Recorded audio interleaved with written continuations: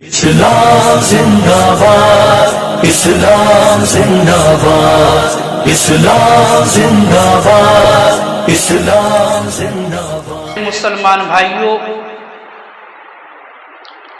اللہ تعالیٰ کے فضل و کرم سے ہم اہل سنت نبی کریم صلی اللہ تعالی علیہ وآلہ وسلم سے بھی محبت کرتے ہیں اور حضور اقدس صلی اللہ تعالی علیہ وآلہ وسلم سے نسبت رکھنے والی ہر ذات، ہر چیز سے محبت کرتے ہیں، یعنی جس کا بھی تعلق کسی بھی حوالے سے میرے آقا سے ہے، اس چیز سے ہم محبت کرتے ہیں، چاہے صحابہ اکرام کی جماعت ہو یا اہل بیت کی جماعت ہو، ازواج مطہرات کی جماعت ہو، نبی کریم صلی اللہ تعالی علیہ وآلہ وسلم سے نسبت رکھنے والی کوئی بھی چیز ہو، کوئی بھی ذات ہو، ہم سب سے محبت کرتے ہیں، سب سے پیار کرتے ہیں۔ سب کا ادب، سب کی تعظیم بجا لاتے ہیں، کسی کی بھی شان میں جو ہے ہم گستاخی نہیں کرتے، کسی کے لیے بھی ہم ہلکا الفاظ استعمال نہیں کرتے، سب کا ادب کرتے ہیں، سب کی تعظیم کرتے ہیں، کیونکہ یہی قرآن و حدیث کی تعلیم ہے۔ قرآن و حدیث کی یہی تعلیم ہے کہ نبی سے نسبت رکھنے والی ہر چیز سے پیار کیا جائے، ہر چیز سے محبت کی جائے، ہر ذات سے محبت کی جائے، ہر ذات سے پیار کیا جائے، یہی قرآن و حدیث کی تعلیم ہے۔ اور ہمارے اسلاف نے ہمیں یہی سکھایا، ہمیں یہی بتایا، ہمیں یہی نظریہ دیا ہے ہمارے اسلاف نے، ہمارے بزرگوں نے، کہ جو بھی چیز نبی سے نسبت رکھے، جو بھی ذات نبی سے محبت رکھے، جو بھی ذات نبی سے نسبت رکھے، اس سے جو ہے محبت کی جائے، اس سے پیار کیا جائے۔ یہی نظریہ، یہی عقیدہ جو ہے ہمارے اسلاف نے ہم اور آپ کو دیا ہے۔ اور میرے مسلمان بھائیوں، اسی میں کامیابی بھی ہے، اسی میں کامیابی ہے، اسی میں کامرانی ہے۔ اگر کوئی شخص جو ہے کاٹ چھاٹ کرتا ہے، یعنی کسی جماعت کو لے لیتا ہے، کسی جماعت کو چھوڑ دیتا ہے، کسی چیز کو لے لیتا ہے، کسی چیز کو چھوڑ دیتا ہے، تو اس میں جو ہے کامیابی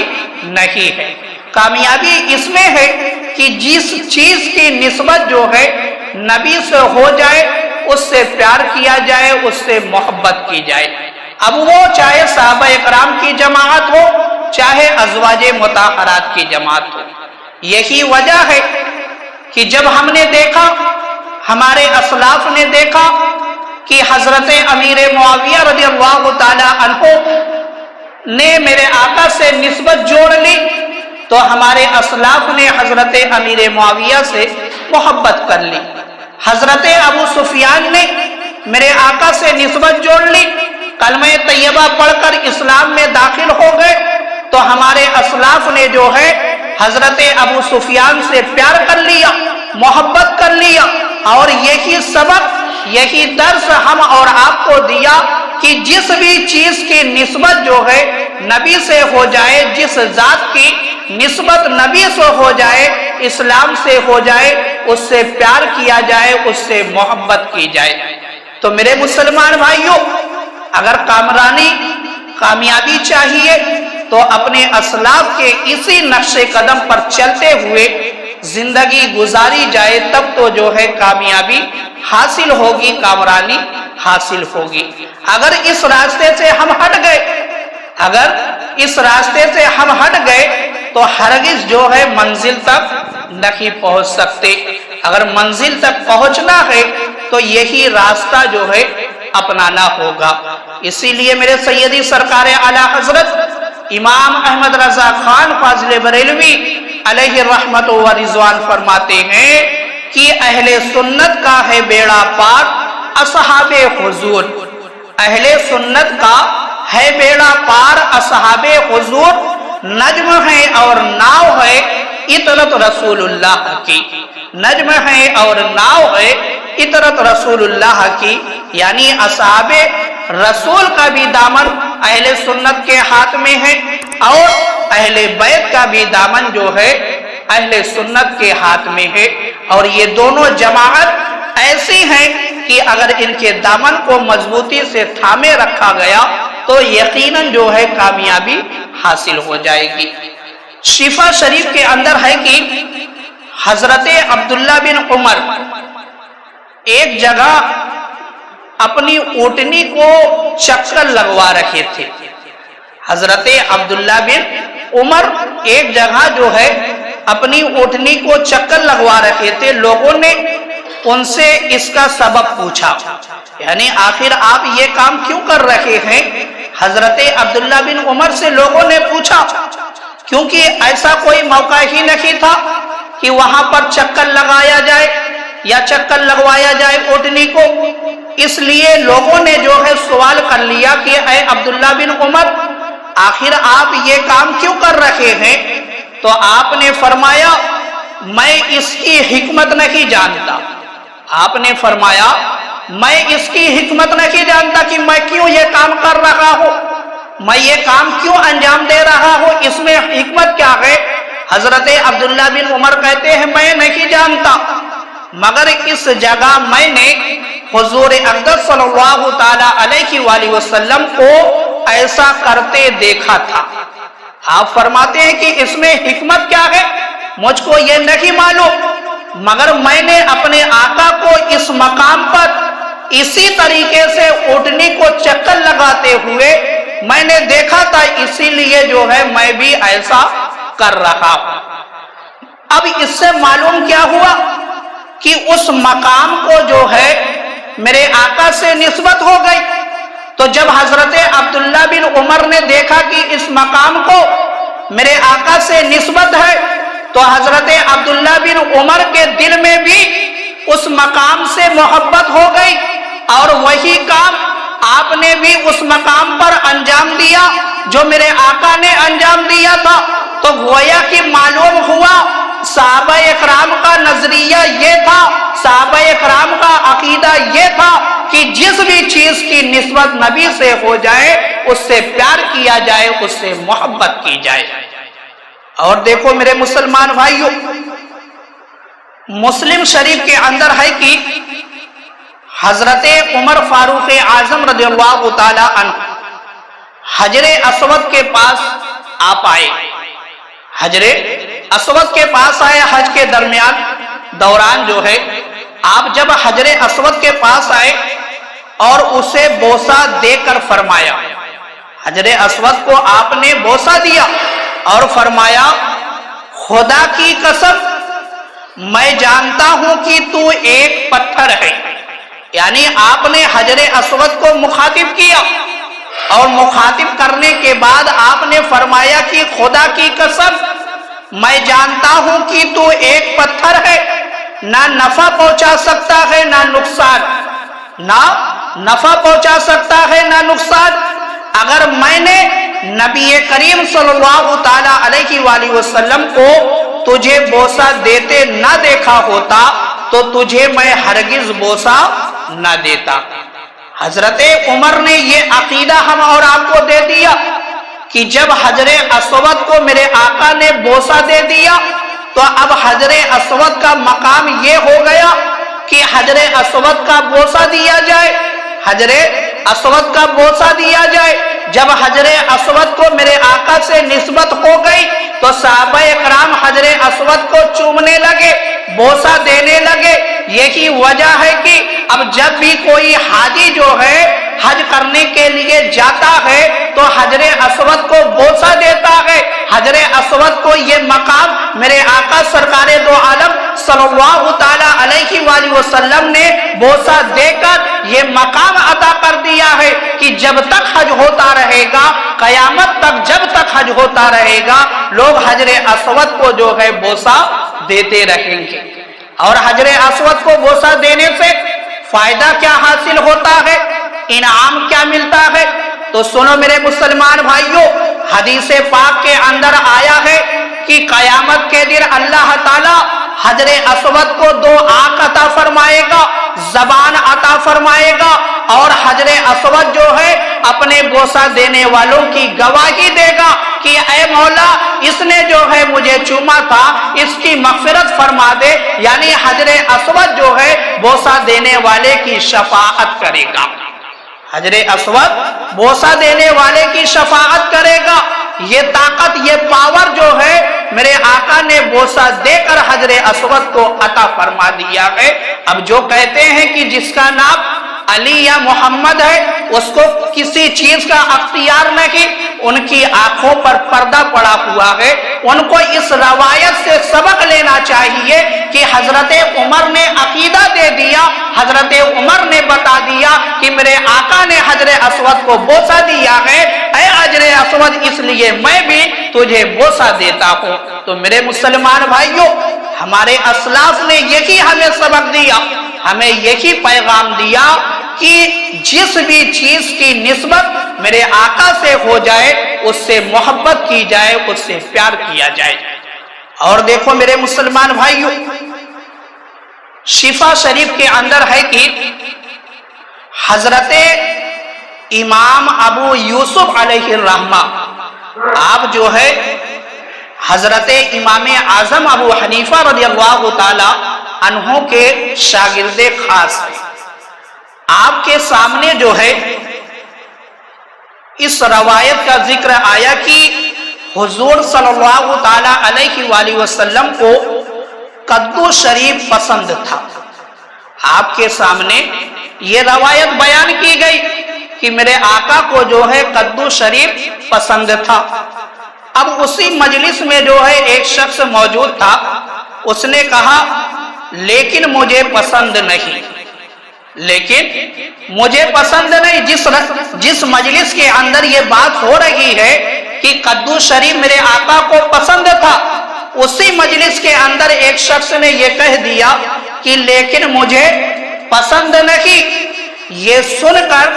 امام ابو یوسف علیہ الرحمہ نے جو ہے میان سے اپنی تلوار کو نکال لیا۔ یہ سن کر جب آپ نے یہ سنا کہ یہ کہنے والا شخص کہہ رہا ہے کہ لیکن مجھے پسند نہیں، حضرت امام ابو یوسف کو جلال آ گیا۔ آپ نے جو ہے اپنی تلوار کو میان سے نکال لیا۔ اب یہاں پر غور کرنے والی بات یہ ہے کہ صرف آپ نے تلوار کو نہیں نکالا بلکہ آپ نے فوراً یہ فتویٰ دیا کہ تجدید ایمان کر، یعنی پھر سے کلمہ پڑھ اور اسلام کے اندر داخل ہو، ورنہ تیرا سر جو ہے تیرے جسم سے جدا کر دیا جائے گا۔ اب اس روایت پر غور کریں میرے مسلمان بھائی۔ آج لوگ نبی کی شان میں کیسے کیسے الفاظ استعمال کر دیتے ہیں اور پھر بھی اپنے آپ کو مسلمان سمجھتے ہیں، مگر یہ امام یوسف علیہ الرحمہ کے واقعے پر غور کریں کہ کہنے والے شخص نے ڈائریکٹ انکار نہیں کیا تھا اور صرف ایک سنت کا انکار کیا تھا، صرف ایک سنت کا انکار کیا تھا،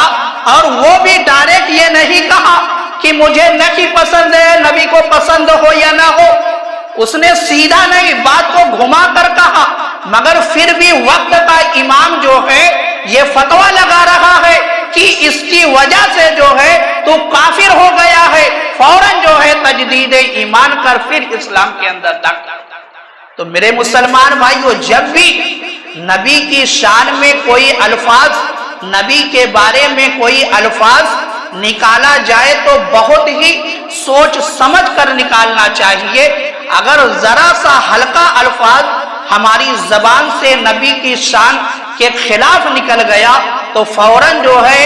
انسان ایمان کی دولت سے ہاتھ دھو بیٹھتا ہے اور اسے اندازہ بھی نہیں لگتا ہے۔ اس لیے ہمیشہ احتیاط کے ساتھ جو ہے اپنی زبان کو چلانا چاہیے۔ اور دیکھیں میرے مسلمان بھائیو، سیرت النبویہ ابن ہشام کے اندر ہے کہ جنگ احد میں ایک صحابیہ ہیں، ان کے باپ،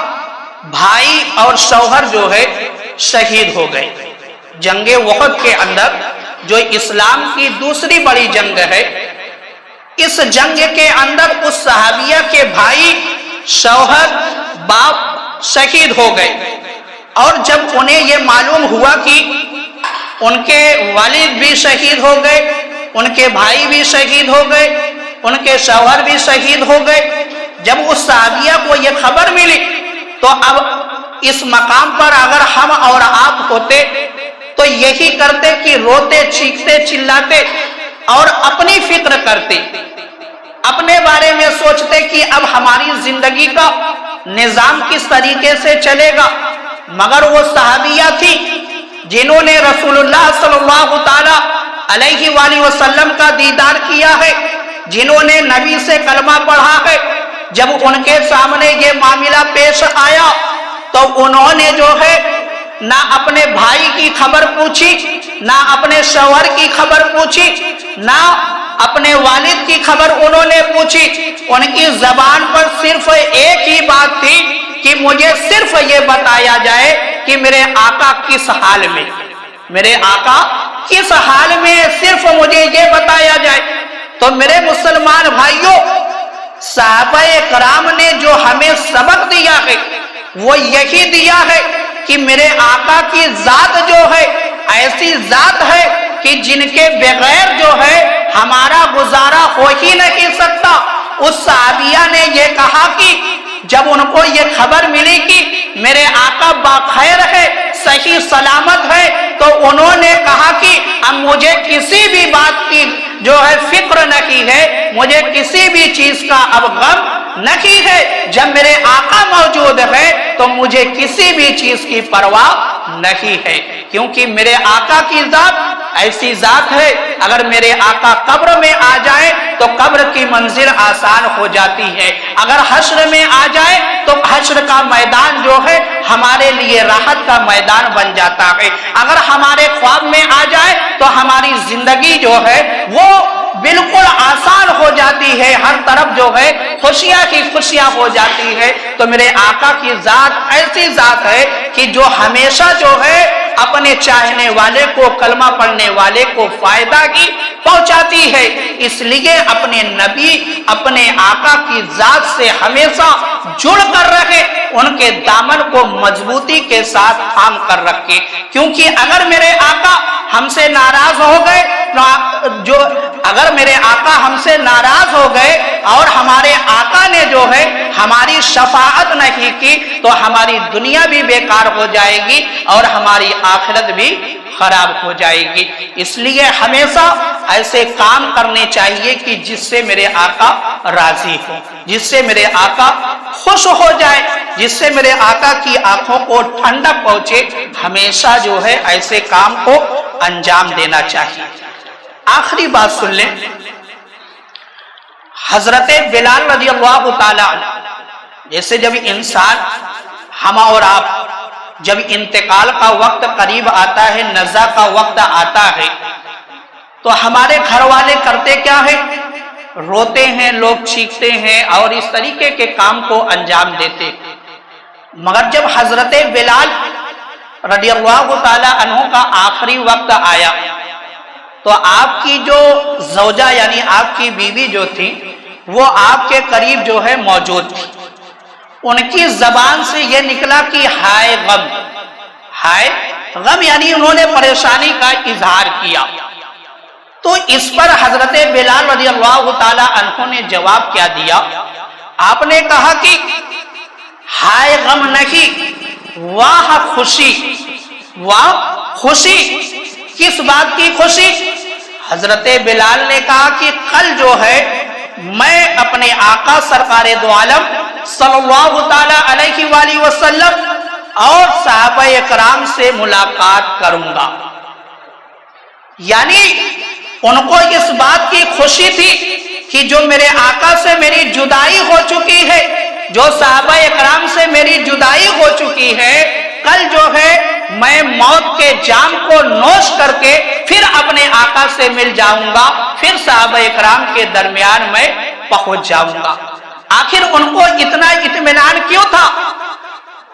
क्योंकि उन्होंने अपनी जिंदगी को जो है लहू और लहब यानी इस तरीके से नहीं गुजारा कि अपने वक्त को बर्बाद किया, इस्लाम की तालीमात पर अमल नहीं किया। इस तरीके से उन्होंने अपनी जिंदगी को नहीं गुजारा था, इसलिए उन्हें पूरा यकीन था कि जैसे ही मौत मुझे अपने दामन में लेगी, फौरन मेरे आका का मुझे दीदार हो जाएगा, मैं फौरन जो है सहाबाए कराम के दरमियान पहुंच जाऊंगा। इसलिए उनको इस बात की खुशी थी। तो आज भी जो मुसलमान, मेरे मुसलमान भाइयों, शरीयत पर अमल करते हुए अपनी जिंदगी को गुजारता है, उसको कभी भी मौत का खौफ नहीं होता, उसे मौत का खौफ नहीं होता, क्योंकि वो तैयारी करके दुनिया से जा रहा है। तो इसलिए अपनी जिंदगी को जो है शरीयत ने जो हमें रास्ता दिखाया है, उस रास्ते पर चलते हुए गुजारने की कोशिश करनी चाहिए। और नबी से जिस भी जात की निस्बत हो, जिस भी चीज की निस्बत हो, उससे मोहब्बत की जाए, उससे प्यार किया जाए। इसी में जो है कामयाबी है, इसी में कामरानी है। अल्लाह ताला की बारगाह में दुआ है कि मौला ताला हम सब को अमल करने की तौफीक